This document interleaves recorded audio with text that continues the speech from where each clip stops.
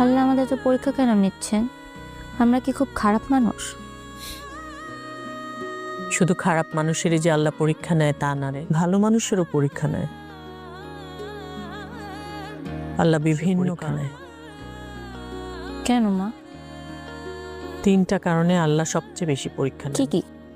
এক, কোনো মানুষ যখন বিপদে পড়ে তখন সে কি ধৈর্য ধরে নাকি ভেঙে পড়ে এটা দেখার জন্য আল্লাহ পরীক্ষা নেয়। আর 2 হলো, মানুষ যখন কষ্ট পায় তখন সে কার কাছে যায়, মানুষের কাছে না আল্লাহর কাছে, এটা দেখার জন্য। তৃতীয়টা কি মা? কোনো মানুষের যখন সব রাস্তা বন্ধ হয়ে যায়, একা হয়ে যায়, তখন সেই মানুষটা মানুষের দরজায় যায় নাকি আল্লাহর দরজায় প্রার্থনা করে, সেটা দেখার জন্য আল্লাহ পরীক্ষা নেন। আম্মু, তাহলে আমি আল্লাহর কাছে যেতে চাই।